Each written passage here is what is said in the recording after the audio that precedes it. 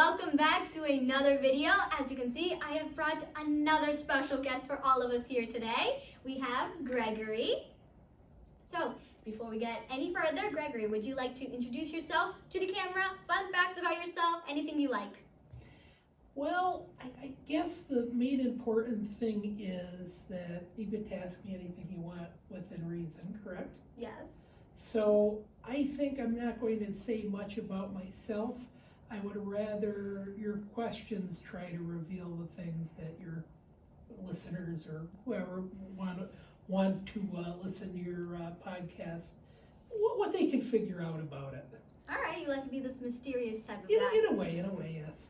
So, Gregory, let's start off with the basics. Do you have any hobbies? Oh, multiple hobbies. Your favorite one? I'm a tad bit of an antiquarian, which means that I collect various things, both physical things and ideas that can be found within the mind, without the mind, away from the mind, basically anything that interests me. When you say in the mind, out the mind, what do you mean by that? Well, there are some things that are creations of the human mind, and then there are other things that the human mind interacts with that are not part of the human mind. Could you give us an example? Birds and trees. They're not creations of the human mind, but however, a human mind can interact with them. If you're an artist, you can interact with trees and animals and everything else by creating your rendition of what they are on paper. So basically, it's your idea of what they are, sort of like when you talk about a person that does abstract artworks. They interact with subjects, both human, concrete in a sense that are non-living, and also with living objects, and then they take their idea of what those things feel like or their perception of what they're like, and then they create yet another product with regard to those materials that they're dealing with. So how would you say you interact with life? I don't know, hopefully I do it in a positive way rather than a negative way. You could do it as simply walking down the street. You could do it by having a conversation like I'm doing now. You could do it simply by eating a meal. Oh, well, turns out you can do it a lot of ways. Oh, yes. So we talked about the mind. Now you said that you also like to collect physical objects. Can Correct. you give us a couple names of something you've collected? Okay. One of the physical objects that I could tell you about that I possess is a letter that was written to a president of the United States. And It was a letter that was written, I would venture to say, over 140 years ago. So the interesting question that I've always had is, did it ever get to the president that it was intended to be written to? Or was it one of those things that was thrown in a filing cabinet and then just never acted upon? Oh, can we know the name of this president? Yes, Rutherford B. Hayes, who was president of the United States in the 1870s. So it was originally meant to be written for him, and the individual that wrote the letter had met with him at an event and was hoping that by him writing a letter to this president, that a friend of his could receive a job.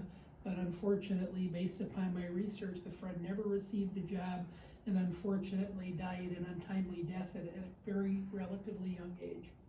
With your research, how'd you research this? How do I research things? Well, I start out with the things that are the knowns. So I try to figure out what facts I can figure out through the items that I find. Basically, you start out with the names, and then you could go and look at the letter itself, and it has a date on it. So what you could do is you could work back, and then what you do is you take the names, you take the dates, you take the context, and then what you try to do is you try to link the world of, as we said before, ideas with the actual physical world that the people interacted with. Interesting. So you strike me as a guy who really likes history. Yeah, and it's interesting to think that somebody actually held that. The person that was there held it, and there's probably a very good chance that the person that wrote the letter actually knew the individual somewhat, because there is a picture of them that exists together, and then actually the person was a member of Congress at the time, and it's on congressional letterhead, so that means that there was probably a very good chance that they had some interaction, so that's why he felt comfortable enough to write a letter to someone in such a high office. Well, you seem to have a really, really prestigious history artifact. How'd you get it? It's called going online and being at the right place at the right time. And then the funny thing is, many of the things that I try to find, the value is little or none. So that item was only around $10. Well, I feel like that's material value, don't you think so? I feel like the knowledge value within that is Correct, so much but more. unfortunately, in the world that we live in, things are valued upon the willingness of what someone is willing to pay for something. But if I just didn't tell you the story behind, obviously, there is a much more valuable experience through it based upon the story that goes behind it. Because I guess when you think about it, and I know it's a pun on words, there is the story and history that goes behind things. And that's what makes it interesting. It's sort of like there is a movie that many people watch during the holiday season. That's a 1940s movie called The Bishop's Wife, which is a David Niven movie, okay, with a few other actors that are known, including Cary Grant. And one of the interesting stories about it is the story of this coin that no one knows the origin of the coin. And then as the story is a Christmas story, you have to sneak the angel in. So the angel tells the professor that owns the coin the whole interesting story and about the rarity behind it, because everyone thinks the coin is worthless. So I guess there is that idea of the human world interacting with the world of ideas, and then you finally realize what the story is, and you're like, oh, okay, this has a lot more significance than I ever thought of. Oh, that's really deep, I guess. Yeah. So, like I said before, you strike me as a guy who likes history. How come? A guy you interested Well, in think history? about it, it's all around us. Not too far away from the place that you are currently filming at is one of the oldest homes in the area. It's a very little stone house, and it's literally, I would say, within 1,000 yards of this place that you're filming at. So if I never said that, you wouldn't have known that. And I'm going to steal an idea from someone else, and I forget what his name is. I just want to attribute it to someone because I know it's not mine. Have you ever taken a walk in places like the place that you live, and or in places maybe you're taking a short visit elsewhere? Well, yeah, I have. You have? What are some of the oldest places that you could think of that you have ever been in? Or places or things that you have seen? I mean, I have been to like an actual Amish place. So like I know theirs is like really old. So maybe that could have been as early as the 1700s or the early 1800s. Now here's a question. I'm just going to throw this out for speculation. Let's throw out a year, okay? Okay. I don't know, 1820. All right. Okay? Do you think that the year 1820 still exists in the place that you were at? Possibly. Okay? In what way could 1820 still possibly exist in the place that you're at? Well, I'm gonna take it to the Amish village. When we went there, we actually went inside this house that was built in the 1700s, and Well, that's an even better, more descriptive, but I could Yeah. definitely use that. It was in the 1700s, and on the side it had a plaque, and it had all of the names of everyone that lived there and the date that they came in. Okay. And there was dates from, I believe, like the 1780 up until 1830. Do you think anything from 1780 still exists in the place that you were at? Well, I mean, the plaque did. Was the plaque from 1780 or was it placed later? I'm sure it was there because the signatures looked pretty old on there. So it was more of a commemoration of the construction of the building. Probably. So that may have been a small part of 1780 that was there. So how about, what was the material that the building was constructed from? I don't remember. This was quite some time ago, but I remember seeing that. It was a really old structure, probably would have fallen down any time. Okay, so here's another thing I could tell you, and I'll try to make it. I'm guessing you have a very wide audience all over the place, so I have to use something that's more of a exemplar that many people can relate to.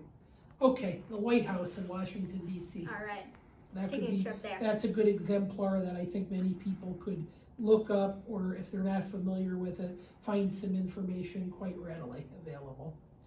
Okay, the building was built at the end of the 1700s. The first president to inhabit it was John Adams. Okay, is there anything left of it from the year 1799? Could you go there? Is 1799 still present there? I'm not too sure. Maybe they have a room still from there.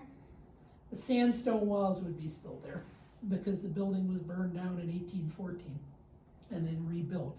So yes, there's a little bit of 1799 that's still there. Okay, so there would be more from other ages, but the other interesting thing is they did a renovation in the 1940s, so they completely reconfigured it. So here's another question for you based upon this idea of setting and place and everything else. And I said, well, there's a little bit of a time period still there. What happens if I were to take you and I were to drop you in the year 1780 and I was able to make the place completely as close to 1780 as I could? The buildings, the clothing that the people wore, the speech patterns that they discuss things with you in, the ideas that were relevant to the political, social, cultural parts of that time, and then I dropped you there and you have this context of living in the time period that you are in now. Would you be living in 1780 or would you be living in the present day? That's an interesting question. Oh no, I feel like this turned the other way.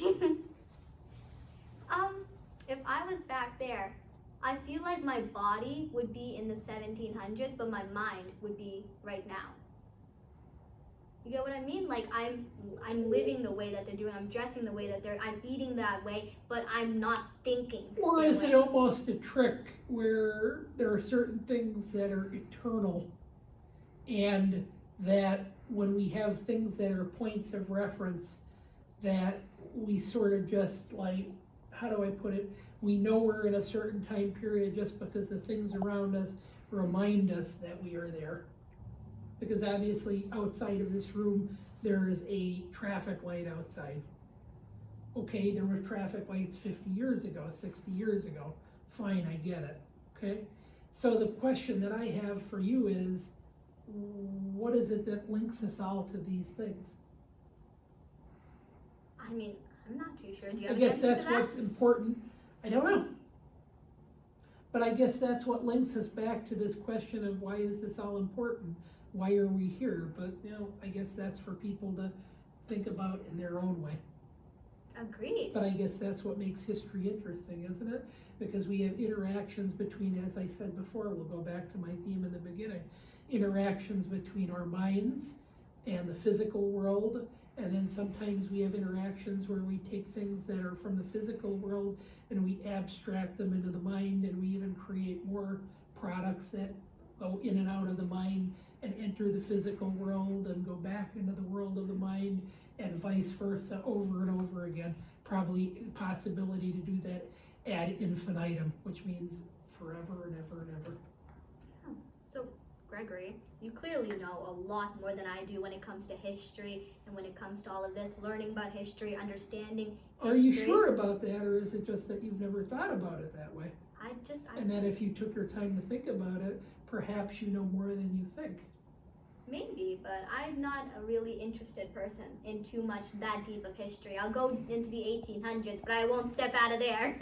So it's more, are you interested more in mathematical things? Are you interested in things that could be rationalized and based upon fact? I would say I'm more And of that type of person. mathematics and things like that? Yeah. I would say that all the stuff that I also said probably could be worked back into physics and all that other fun things. Oh, Because probably. I guess it's a question of the relationship of time and space and everything else. Yeah, maybe we can make a time machine from it. Because isn't time just motion and matter? I don't know what time is. Yeah. I mean, is it really defined? I think it is. I think a lot of people have tried to define it as motion and matter. Oh yeah, lots of people have tried to do a lot of things, but you never know what actually happens. Maybe.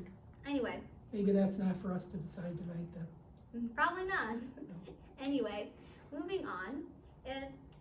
Is there anything that you didn't learn in school, but you had to use and figure out on your own to know more about history or understand history more, or just help you in life in general?